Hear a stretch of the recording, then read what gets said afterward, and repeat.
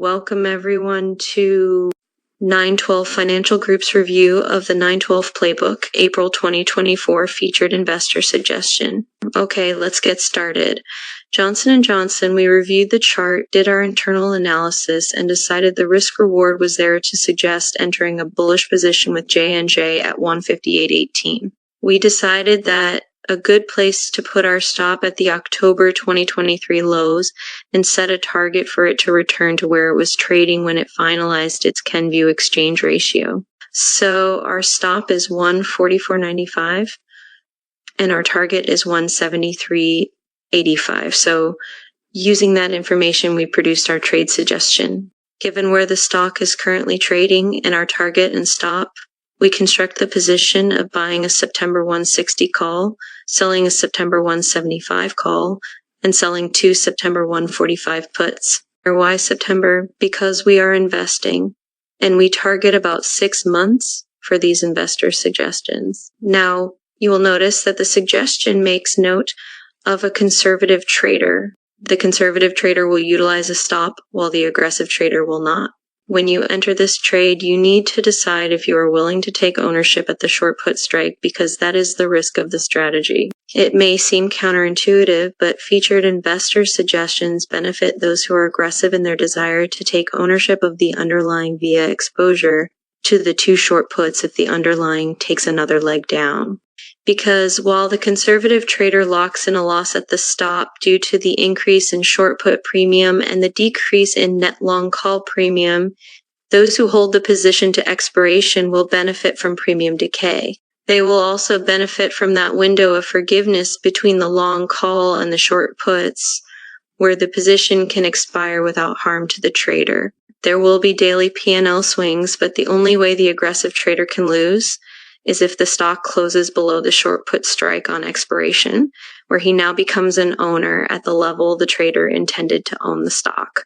It's this large window of forgiveness where we can be wrong and not lose money that makes this strategy unique. As for maintenance for this position, for the conservative trader, it's remarkably simple. Place an OC, one cancels the other. Order to close the entire position should J&J trade either 144.95 or 173.85.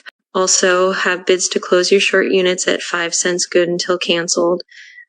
For the aggressive trader, it's even simpler. Only place an order to close both call units should J&J trade 173.85, and let the short puts do what they will until you either get them back at 5 cents or they expire in the money and you own the stock.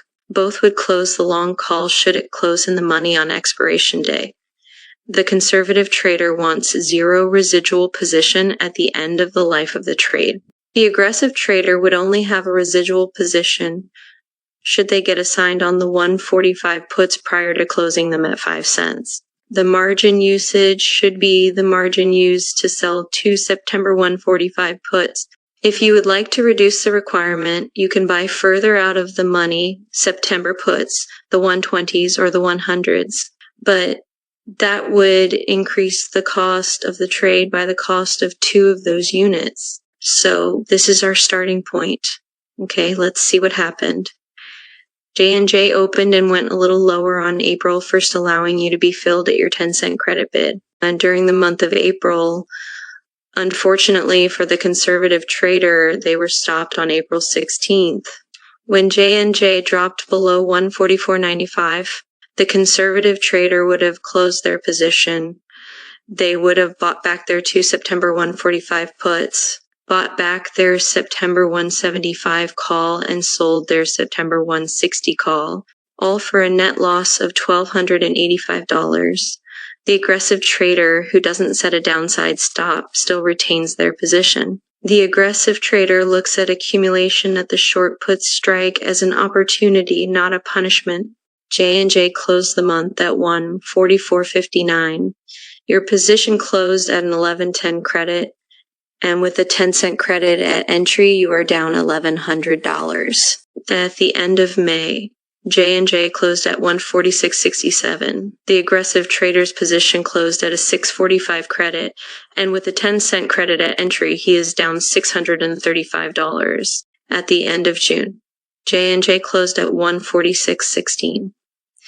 The aggressive trader's position closed at a 690 credit, and with the 10-cent credit at entry, he is down $680. At the end of July, J&J closed at 157.85.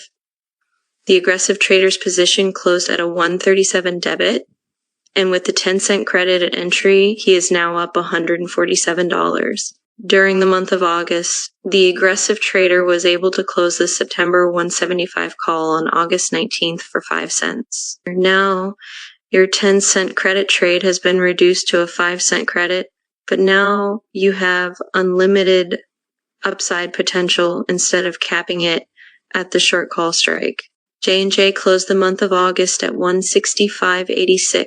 The aggressive trader's position closed at a 663 debit, and with the 10-cent credit at entry minus the 5 cents spent closing the call, the position is up $668. During the month of September, the aggressive trader was able to close the 2 short September 145 puts on September 13th for 5 cents or 10 cents in total. The cost of the trade rose from a 5-cent credit to a 5-cent debit, but did also remove the downside risk. J&J closed at 164.16 on September expiration. The aggressive trader's position closed at a 416 debit, and with a 10-cent credit at entry minus the 15 cents spent closing units. The position ended with the aggressive trader making $401. And here's the lesson to be learned from this trade suggestion.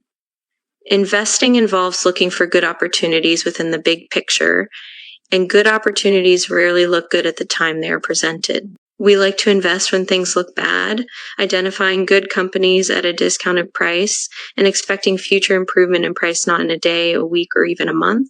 We are investing, not swing trading. In fact, when we at 912 Financial Group make a featured investor trade suggestion, we operate under the premise that we are 100% okay with, in fact. We desire ownership of the stock or index we are suggesting at the discounted levels the positions would produce should the short puts turn to ownership at their strike price. We're in it for the long haul. Unfortunately, sometimes the desire to not lose money costs you more in the end, as it was in this case where the conservative trader suffered a $1,285 loss.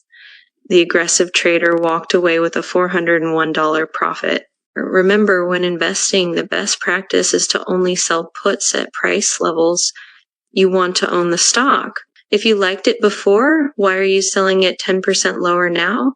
That said, if you are viewing this review and are still not sure about subscribing, request a free 14-day trial edition at 912financialgroup.com, or contact us with comments or criticism at 912financialgroup.com. Check us out at 912 Fin Group on X. Have a great day.